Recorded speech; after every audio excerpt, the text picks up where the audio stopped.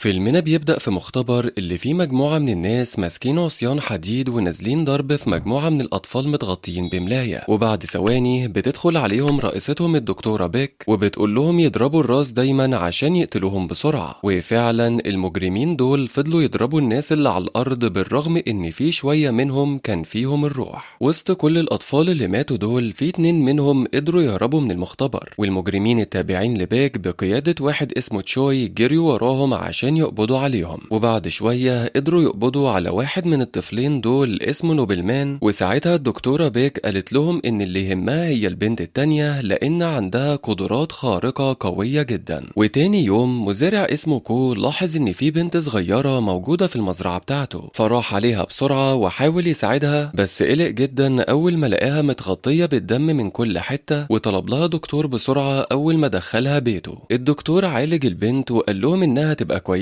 بس للأسف مش هتفتكر أي حاجة من حياتها اللي فاتت. وعدت 10 سنين والبنت الصغيرة كبرت وسموها جايون، وبما إن كو ومراته مخلفوش فاعتبروا جايون هي بنتهم، ودلوقتي بقت تساعدهم في شغل البيت وقربت جدا من أمها لأنها كان عندها زهايمر. في يوم كو كان قاعد مع جايون وكان بيقول لها إنه عاوز يبيع المواشي اللي عنده عشان الدنيا جاية عليه شوية بسبب علاج زوجته، بس جايون رفضت لأنه كان هيخسر كتير. في يوم جايون كانت بتستحمى وفجأة جالها صداع شديد جدا والألم كان كبير جدا لدرجة إنها كانت بتعيط، وفجأة الألم ده اختفى تماما ورجعت كل حاجة لطبيعتها. وتاني يوم جايون كانت رايحة المدرسة مع صاحبتها ميونج هي، وساعتها ميونج هي اقترحت على جايون إنها تقدم في مسابقة غنى، وقالت لها إن الجايزة بتاعتها $500,000. وساعتها جايون وافقت وقالت إنها هتعالج والدتها بفلوس الجايزة دي. في المشهد اللي بعده بنشوف جايون وهي واقفة على المسرح والأداء بتاعها كان مبهر بطريقة غريبة، واتأهلت بعدها للنهائيات اللي هتكون في سول. لما الحلقة اتعادت وأهل جايون اتفرجوا عليها وهي بتغني، أبوها لاحظ إنها عرضت قدرتها الخارقة في التحريك الذهني على التلفزيون، وساعتها اتضايق منها جدا هو وأمها لأنه قال لها تخبي قدرات دي وما تستعملهاش. ميونج هي دفعت عن صاحبتها وقالت لهم إن القدرات دي هي اللي كانت الجو على المسرح، ومحدش هيركز قوي في الموضوع ده زي ما هم قلقانين كده، وكل حاجة هتبقى تمام. وبعدها جايون هدت مامتها ووعدتها انها هتجيب فلوس علاجها في اقرب وقت. في نفس اليوم بالليل جايون جالها نفس الصداع الاولاني، وفي نفس الوقت تشوي كان بيراقب جايون من بعيد، وطبعا عرف مكانها وحقيقتها من قدراتها اللي بينتها في مسابقة الغنى. وتاني يوم جايون وميونج هي اخدوا قطر سول، وفي القطر كان في واحد قاعد قدامهم وكان باين عليه انه يعرف جايون، لكن جايون ما كانتش عارفاه. وساعتها بنكتشف ان الولد ده يبقى نوبلمان، نفس الولد اللي هرب معاها زمان من المختبر بس بيك قبضت عليه. نوبلمان نادى على جايون باسم الساحرة وحاول انه يضربها على اساس انه هيصحي قدراتها، بس الحقيقة ده ما حصلش، وميونج هي وجايون خافوا جدا. وساعتها نوبلمان قال لها انهم هيتقابلوا تاني ومشي من قدامهم. لما نوبلمان مشي في واحد في القطر خبط فيه وفضل يشتمه، وساعتها نوبلمان قتله ورماه من القطر. ولما جايون وصلت سول عملت اداء تاني قدام حكام اكتر، وادائها ابهرهم مرة تانية وانتقلت لربع النهائي. في الوقت ده بيك شافت اداء جايون على التلفزيون وفرحت جدا بان جايون لسه عايشة. وبعد الاداء جايون دخلت الحمام والصداع زاد عليها اكتر لدرجة انها نزفت دم من مناخيرها، ولما راحت كشفت عند دكتور قال لها انها هتموت في خلال 2 أو 3 ولازم يتعمل لها عملية زرع نخاع من ابوها وامها الاصليين. جايون وميونج جي كانوا بيجهزوا عشان يروحوا البيت وكانوا مستنيين تاكسي، وفجأة طلع عليهم رجال الدكتورة بيك وكانوا عاوزين يخطفوهم، ولحسن الحظ مجموعة من الأطفال شتتوا انتباه المجرمين دول، وساعتها البنتين هربوا. ولما رجعوا المدينة نوبلمان قابلهم في محطة القطر وقال لجايون إنه هيروح يأذي أبوها وأمها وسابها ومشي. ساعتها جايون اترعبت وفضلت تتحايل على ميونج هي عشان تكلم أبوها اللي هو في الحقيقة ضابط شرطة. بعدها أبو ميونج هي راح على بيت جايون، وبعد شوية وصل نوبلمان لنفس المكان، وساعتها وقفوا رجالة الشرطة وطلبوا منه رخصته. بيتغير المشهد بعدها وبنشوف ميونج هي وجايون وصلوا لبيتها، لكن ما لقوش أي حد في عربيات الشرطة وبالتالي قلقوا جدا. لكن أول ما دخلوا البيت لقوا أبو ميونج هي بيلعب شطرنج مع أبو جايهون.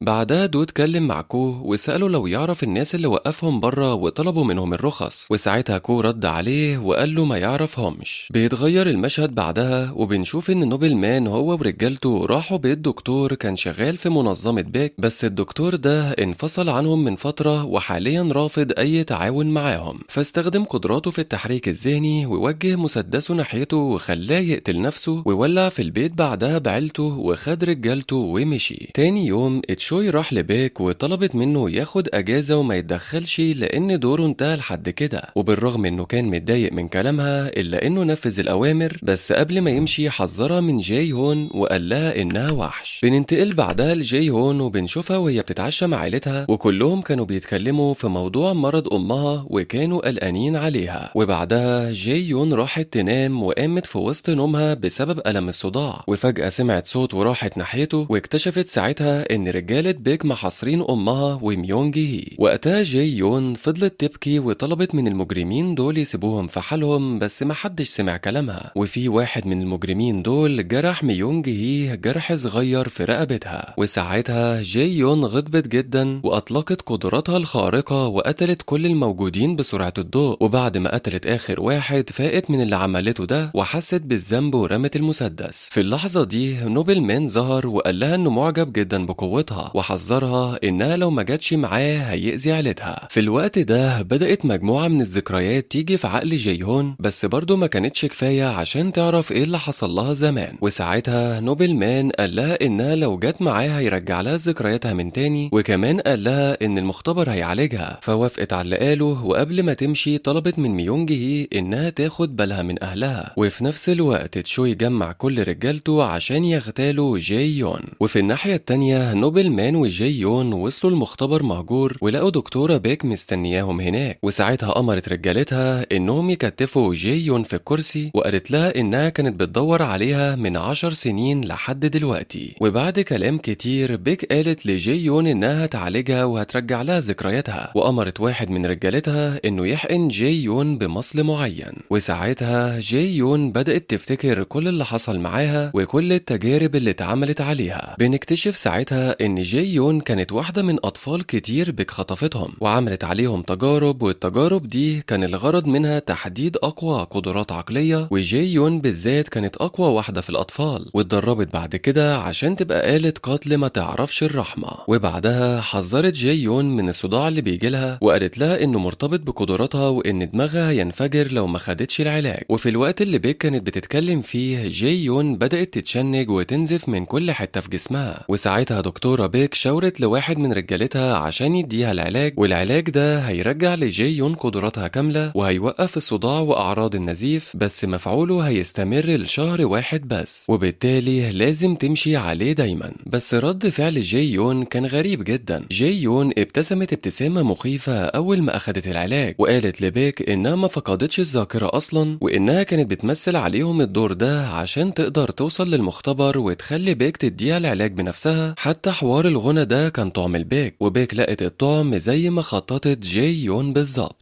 وفي ثواني جاي يون دمرت الأوضة اللي كانت فيها وقتلت الحارس اللي واقف جنبها. وقتها بيك حاولت تسيطر على الوضع وأطلقت غاز أعصاب في الأوضة كلها، بس جاي يون ابتسمت من تاني وكسرت السقف من فوقها وهربت منها وطلعت بعدها ورا بيك. وساعتها جاي يون رفعت على بيك المسدس وهددتها عشان تقول لها على مكان باقي العلاج، بس الحقيقة إن بيك رفضت، فجاي يون ضربتها طلقة في ركبتها. في نفس الوقت نوبل مان دخل المختبر هو ورجالته عشان ينقذوا بيك، بس قابل تشوي ورجالته، وتشوي كان جاي ينتقم، وقامت معركة بين نوبل مان ورجالته وتشوي ورجالته. وقتها تشوي كان مسيطر في الأول لحد ما دخلت بنت من مجموعة نوبل مان وقتلت عدد كبير من رجالة تشوي. وفي الناحية التانية جاي يون كانت هتقتل بيك خلاص، بس نوبل مان ظهر وراها وقال لها إنه بقى أقوى دلوقتي، وبدأوا هما الاتنين يطحنوا في بعض. وبنشوف إن جاي يون هزمت نوبل مان بسهولة، وقبل ما تقتله ظهرت تشوي قدامها وضربها رصاصة، ولف بعدها ناحية بيك وقتلها، ورجع تاني ووجه مسدسه ناحية جاي يون، بس الغريبة إن إصابتها اتشافت تماما وهجمت بعدها عليه وكسرت له رقبته. لما جاي يون بصت وراها لقت نوبل مان واقف قدامها وقال لها إنهم الباقيين من أطفال التجارب بتوع الجيل الأول، وقال لها كمان إن باقي العلاج موجود في أوضة التحكم، وقال لها إن المختبرات الرئيسية أكيد هتنتج كميات كبيرة منه. والحقيقة إن نوبل مان كان بيقول لها كل الكلام ده عشان يشتتها ويكسب وقت، وفي الخلفية كان بيحرك مسدس من ورا بقدراته الذهنية وموقفه ورا راس جي يون. وقتها جي يون ثبتت نوبل مان نفسه بقدراتها، وبعد ما قربت منه قتلته بنفسها، وراحت بعدها على أوضة التحكم وأخدت منها أزايز العلاج كلها وولعت في المختبر كله ومشيت. بعدها جي يون راحت للمستشفى اللي فيها أمها وادت لأبوها العلاج ومشيت من المكان. وبعد 3 شهور جي يون راحت لأخت بيك التوأم وكان معاها العلاج اللي أخدته من المختبر، وقالت لها إنها بتدور على علاج دايم لمشكلتها. وفي اللحظة دي ظهر من وراها ست تانية وشها مليان علامات. وهنا بيخلص الفيلم. ما تنساش تعمل لنا لايك وسبسكرايب وتفعل زر الجرس عشان تشاركنا في كل جديد، ويا رب تكونوا استمتعتوا معنا. شكرا لكم، سلام.